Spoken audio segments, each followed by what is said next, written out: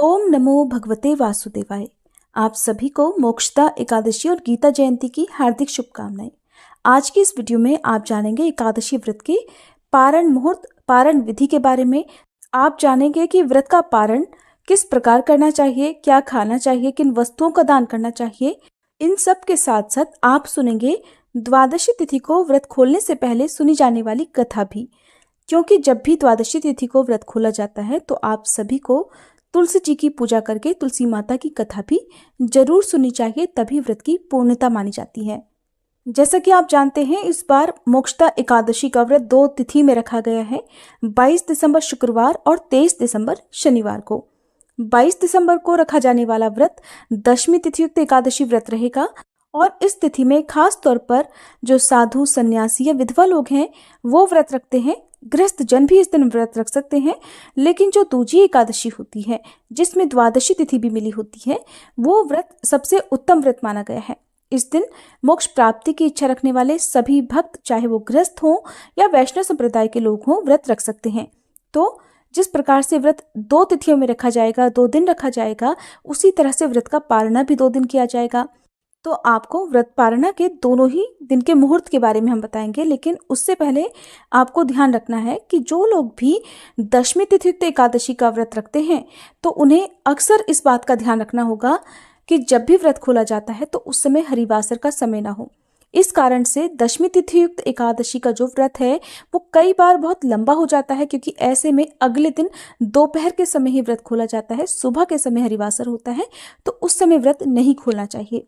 मान्यताओं के अनुसार यदि कोई भी भक्त एकादशी का उपवास रखकर हरिवासर के समय ही व्रत खोल लेता है तो वह व्रत अधूरा रहता है और भगवान विष्णु उस व्रत को स्वीकार नहीं करते हैं।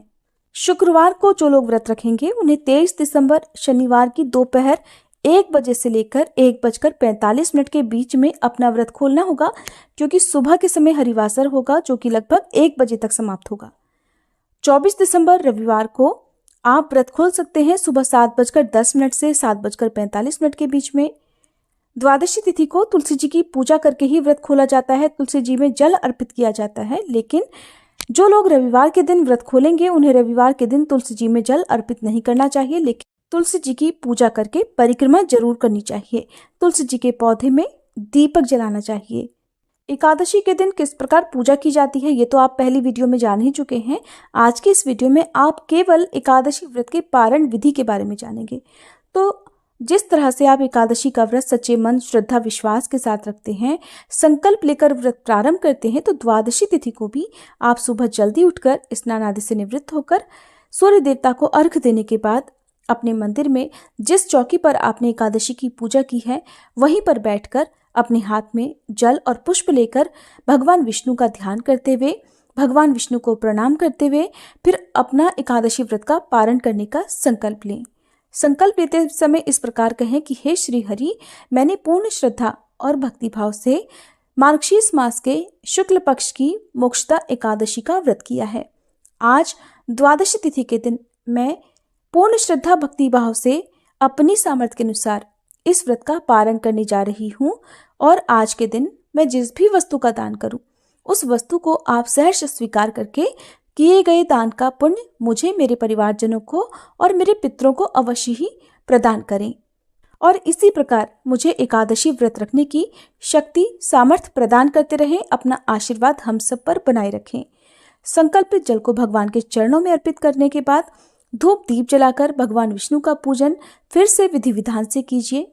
यहाँ पर एक बात आपको ध्यान में रखना है कि जो लोग एकादशी व्रत का पारणा दोपहर में करेंगे तो उन्हें सुबह के समय पूजा कर लेनी चाहिए। सुबह के समय आप विधि विधान से पूजा कर सकते हैं, दान आदि भी दे सकते हैं, बस खुद से अन्न या किसी भी प्रकार का नमक ग्रहण आपको नहीं करना होता है। बहुत ज़्यादा आवश्यकता हो तो आप फल या फिर चाय आदि सुबह के समय ले सकते हैं। कोशिश करें कि जब तक आप व्रत का पारणा ना कर लें तब तक किसी भी प्रकार की कोई भी सामग्री मुंह में ना डालें। मंत्रों का जाप करते हुए भगवान विष्णु का पूजन करें, साथ ही माँ लक्ष्मी जी का पूजन करें।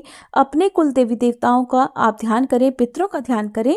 यदि आप मोक्षदा एकादशी व्रत का पुण्य अपने पितरों को अर्पित करना चाहते हैं तो संकल्प लेते समय आप इस प्रकार का संकल्प लें कि अपने द्वारा रखे गए व्रत का पुण्य आज द्वादशी तिथि को मैं अपने पितरों को, अपने पूर्वजों को समर्पित करती हूँ।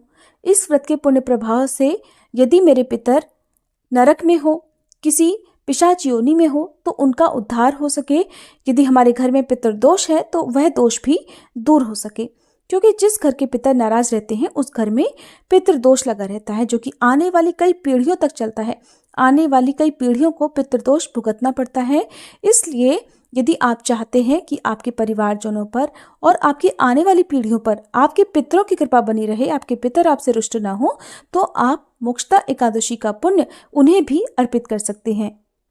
अब हाथ में पीला पुष्प लेकर तुलसी माता की कथा पढ़ें, सुने। यदि हो सके तो तुलसी जी के पौधे के पास में बैठकर ही आपको तुलसी जी की कथा, जो कि व्रत पारणा की कथा होती है, सुननी चाहिए।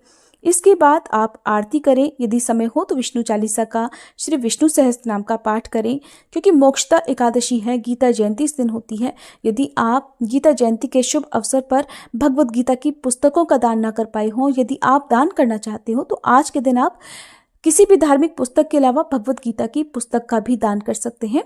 और दान करने से पहले उस पुस्तक को आप अपने मंदिर में जरूर रखें।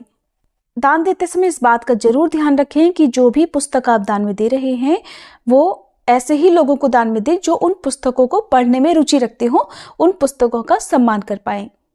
इसके बाद भगवान विष्णु की आरती करें और आरती के बाद सबसे अंत में भगवान को भोग लगाकर फिर क्षमा याचना करनी चाहिए।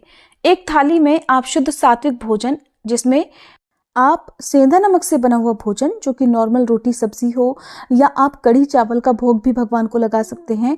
इसके अलावा मीठा दही और चावल का भोग भगवान को लगा सकते हैं।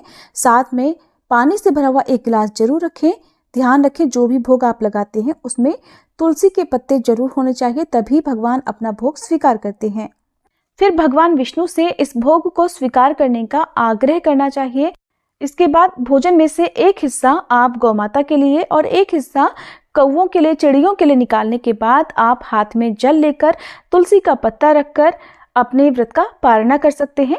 तुलसी के पत्ते को आप जल के साथ निगल कर व्रत खोल सकते हैं। इसके अलावा आप आंवला या बेर भी भगवान को अर्पित करके उन्हीं से अपना व्रत खोल सकते हैं। इसके बाद ही आपको भोजन ग्रहण करना चाहिए। दान की सामग्री में जैसे आप कच्चा अनाज, वस्त्र या फिर दक्षिणा वगैरह रखकर, फल मिठाई रखकर, या तो आप मंदिर में पुजारी जी को भिजवा दीजिए, नहीं तो किसी भी गरीब जरूरतमंद व्यक्ति को आप ये सामग्री दान में दे सकते हैं। ध्यान रखें